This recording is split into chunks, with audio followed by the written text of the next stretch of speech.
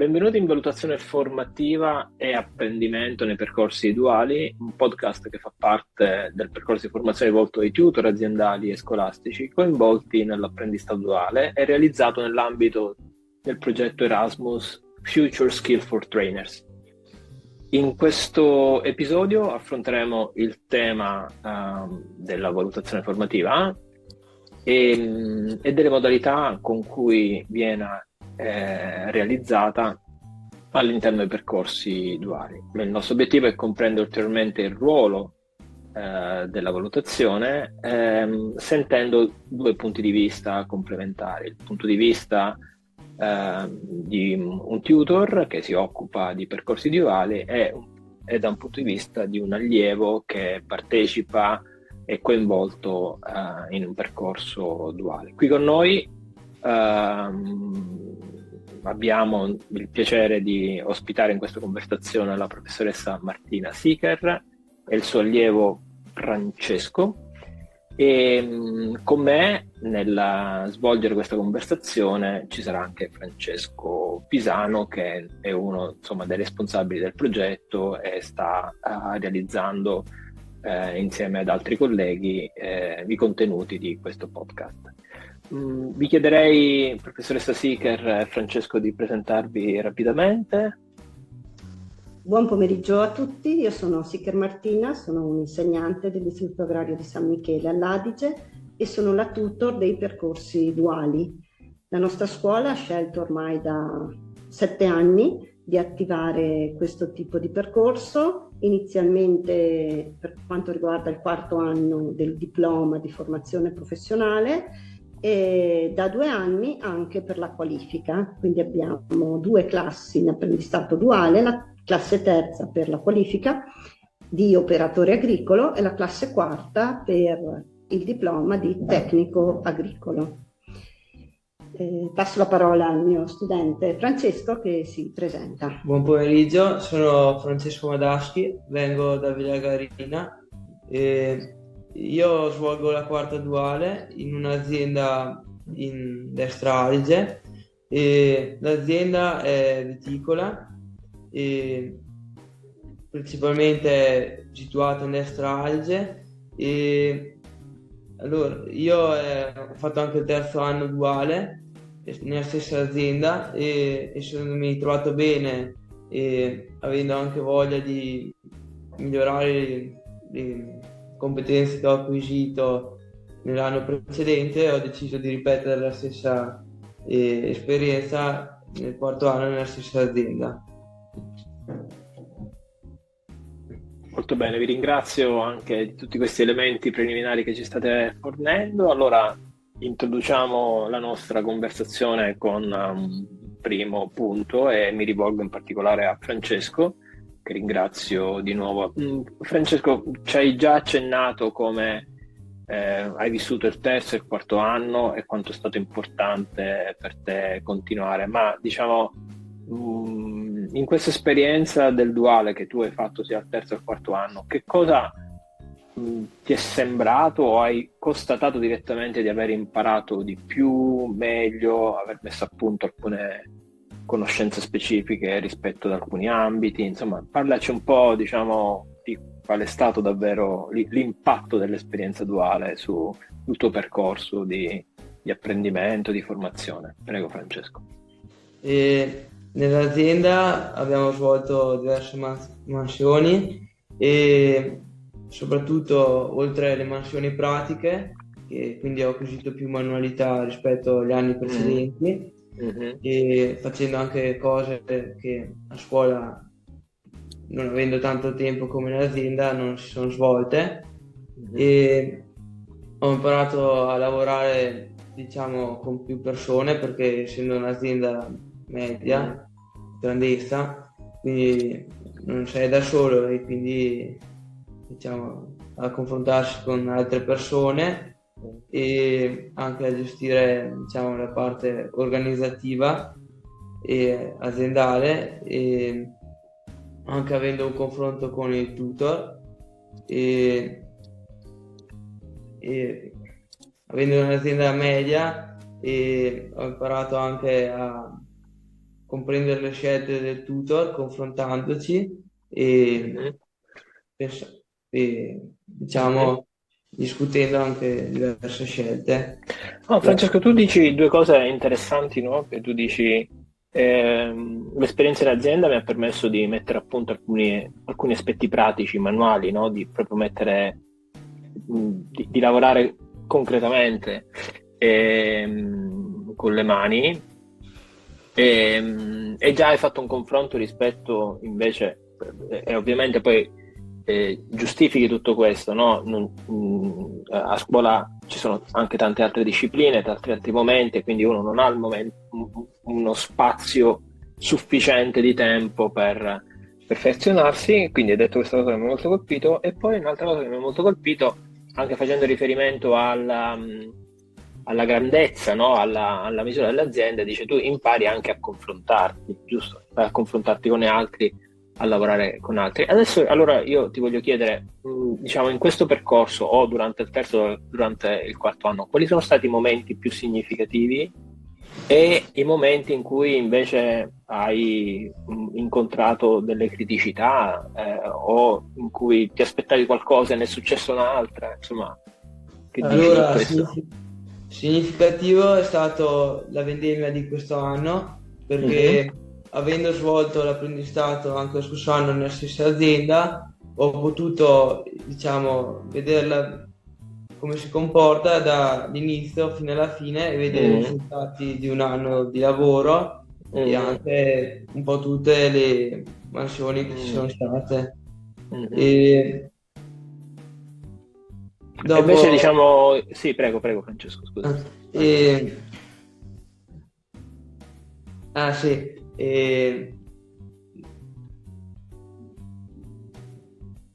Diciamo che allora vedere il compimento di una vendemmia è come se vedessi il compimento di un anno di lavoro, di un anno di sforzi, no? È come se mi fa venire in mente un'opera d'arte, cioè hai lavorato, l'hai progettata, l'hai pensata, l'hai perfezionata e alla fine diciamo raccogli i frutti del lavoro. Ma durante diciamo questo percorso annuale che ti porta alla vendemmia, ci sono stati dei momenti critici, dei momenti in cui insomma, ti è sembrato molto impegnativo, che non ti capivi con i colleghi, che sentivi pressione, oppure alcune cose che proprio non riuscivi a fare, oppure alcune cose come le hai risolte in questi momenti qui? Sì. Quest'estate, avendo lavorato anche fuori scuola nella stessa azienda, è entrato a far parte, diciamo, del team un altro operaio e siccome essendo un periodo intenso di lavoro collettivo in azienda e non c'è stato, diciamo, il momento per conoscerci, confrontarci, e quindi non si sono ben capiti i ruoli dei lavoratori, diciamo, e quindi c'è stato un momento di, diciamo, confusione dove l'umore che c'era in azienda non era più come quello in cui ero entrato a far parte e quindi ci sono stati un po' delle mancanze di riconoscimento. Cioè, come se fosse mancato un raccordo tra chi era già presente e i nuovi, questo ha creato un po' di confusione e insomma qualche difficoltà in più rispetto a quello che insomma ti saresti aspettato. Ascolta Francesco, andando avanti diciamo con la nostra conversazione, durante il periodo, no? Tu hai fatto riferimento sia al terzo che al quarto anno, giusto? Il quarto anno è in corso, il terzo anno l'hai finito. Ecco, no, allora, diciamo, come sei stato valutato, da chi, come, insomma, che effetto hanno avuto queste valutazioni? Noi stiamo esplorando il tema a 360 gradi, no? Che può essere una battuta in cui ti corregge la parte del lavoro che stai facendo, qualcosa di molto più strutturato, con degli indicatori, dei criteri, qualsiasi cosa, diciamo. La tua esperienza di valutazione è avvenuta durante, subito dopo? Dici. Le valutazioni, oltre a quelle scolastiche, cioè a scuola, sono state anche in azienda in cui avendo già una formazione e sono stato, diciamo, valutato in certe mansioni più di altre persone, perché avendo una formazione già teorica e mettendola in pratica sono stato, diciamo, messo... È stata valorizzata. valorizzata.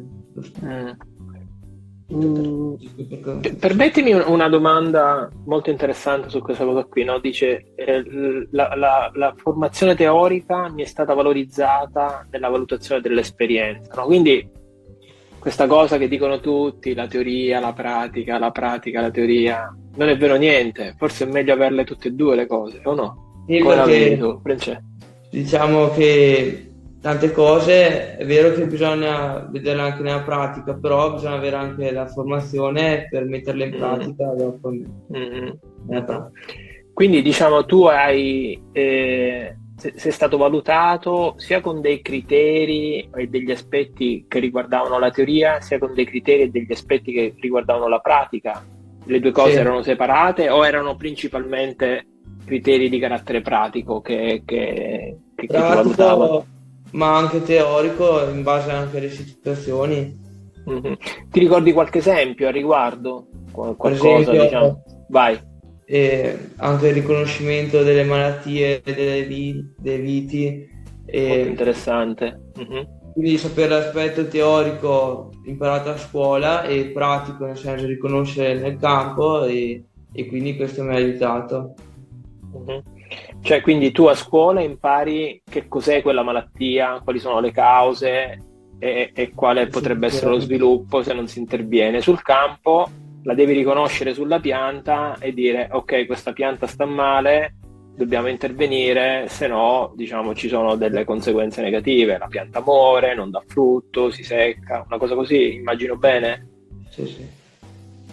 Francesco Me, immagino.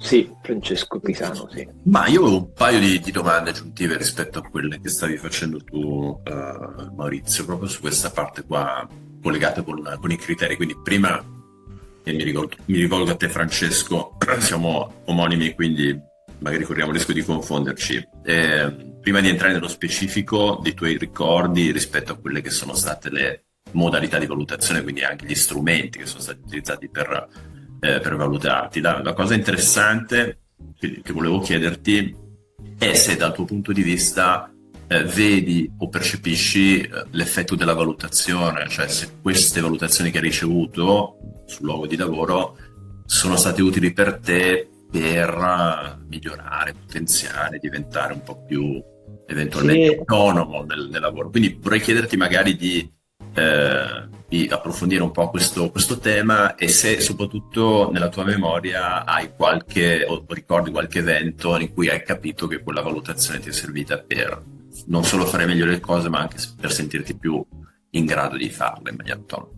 Sì, le valutazioni servono anche per migliorare, perché diciamo dagli errori si impara, e quindi per esempio anche nel fatto della potatura è diversa da campagna a campagna e anche da azienda a azienda, perché un conto se ha potato sempre uno, invece tipo come a scuola che hanno lo stesso metodo, invece in azienda, avendo avuto tanti operai e cosa, bisogna anche adattarsi un po' al metodo di potatura e quindi seguendo i consigli del tutor si riesce anche a imparare.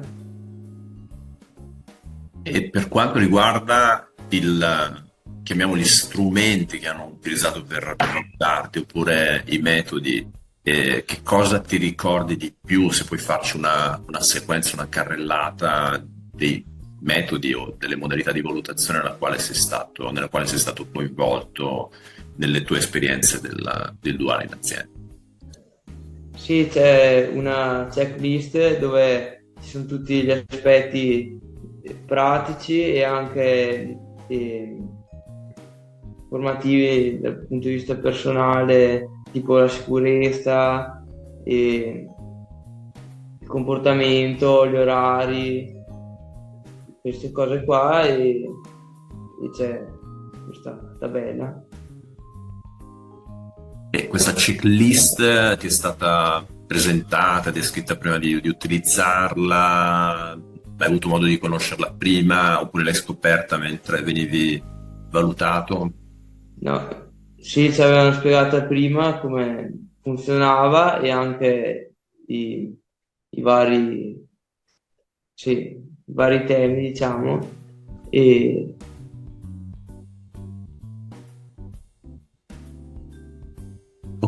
Ok. Maurizio, lascio la palla nuovamente a Sì, te. Francesco, mi introduco rapidamente, Vai. ma diciamo questa checklist era un'autovalutazione o il tutor in qualche modo dopo un periodo di osservazione che può essere la mattinata, la settimana, la compilava e poi in qualche modo te la restituiva dicendo guarda Francesco, qua stai andando bene, qua ti voglio più attento, qua la mia valutazione è positiva, ma migliora anche questo aspetto, cioè,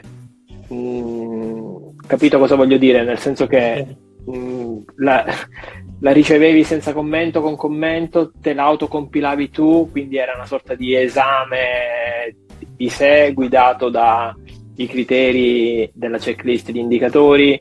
Cioè, avveniva poi un dialogo, tu la mettevi nel tuo diario, la allegavi, come diciamo, come concretamente poi veniva gestito questo strumento. E che cosa poi ti aiutava a capire di settimana in settimana? allora ci sono state sia autovalutazioni che quelle sono state fatte, diciamo, noi dovevamo dire a scuola cosa ci è sembrato del periodo aziendale, cosa pensi cosa dovresti migliorare, come pensi, seguendo anche i voti, diciamo, della checklist lì. E che, diciamo, che quella invece era compilata dal tutor e confrontandoci anche perché se c'è qualcosa di negativo ci parla. Sì, giusto. Quindi tu hai fatto riferimento molto al tema della potatura e anche delle malattie, no? Ma ti sei specializzato in cosa in questo, diciamo, anno e mezzo? O che cosa cioè, che cosa pensi proprio di aver imparato a fare bene tra le viti? Mi interessa questa cosa della potatura perché poi ti voglio fare una domanda molto, molto pertinente. Vai, Francesco. E un po' tutto perché avendo fatto 2 anni nella stessa azienda, rifacendo le stesse cose, impari anche a farle meglio e con più manualità, velocità e precisione. Sì, con più manualità, velocità e precisione. Quindi tu hai fatto potatura, Vendemmia, ok, verde, dopo riconoscimento delle malattie, bello questo è molto interessante. gestione di un vigneto e dopo anche attività che anche se non serve, diciamo, una laurea, però Ascolta, adesso io ti faccio una domanda, no? Io sono un tuo allievo, tu mi devi insegnare a me il mestiere, ok? E mi devi dire, è il primo giorno mi incontri, e mi devi dire subito una potatura a regola d'arte in che cosa consiste, cioè quali sono i criteri per dire questa potatura è fatta bene. E poi facciamo anche l'episodio 2 come in Star Trek, mi devi dire quali sono le regole che definiscono una vendemmia fatta a regola d'arte, i criteri che definiscono la vendemmia fatta. Da dove iniziare? Dalla potatura o dalla vendemmia? Dalla vendemmia. Una vendemmia a regola d'arte, in che cosa consiste? Quali sono i criteri? Bisogna raccogliere l'uva mantenendola il più integra possibile e essere anche il più veloce possibile perché l'uva non deve, diciamo, marcire, deve mantenersi con il giusto grado di zuccherino per raggiungere, diciamo, un vino di qualità. Primo criterio. Secondo. No.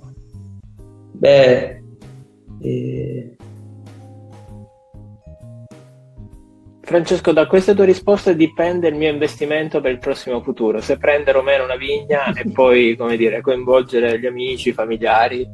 nella gestione della...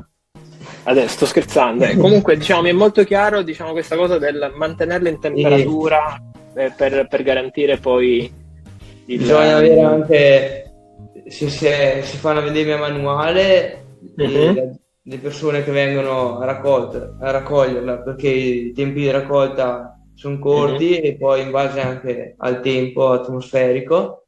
E dopo i macchinari, se raccolta i macchinari, e quindi c'è una distinzione tra la raccolta manuale con cui si garantisce una certa condizione e i macchinari. Ok, sono due processi diversi, suppongo. Sì. Uh-huh. Perché i macchinari non si può andare ovunque, per esempio in zone come il Trentino è poca la gente che fa raccolta meccanica.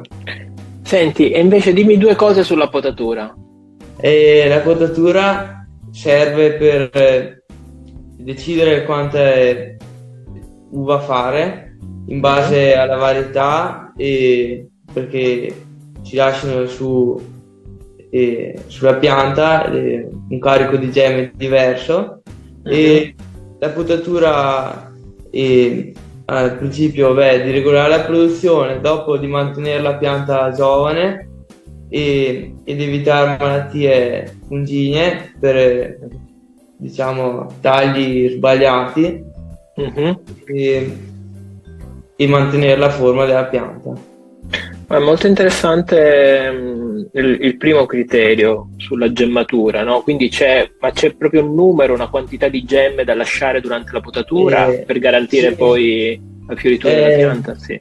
In base alla varietà e dopo anche al sesso di impianto e ai tipi di impianto, dopo ci sono vari aspetti di terreno. Molto bene, grazie mille Francesco, grazie davvero.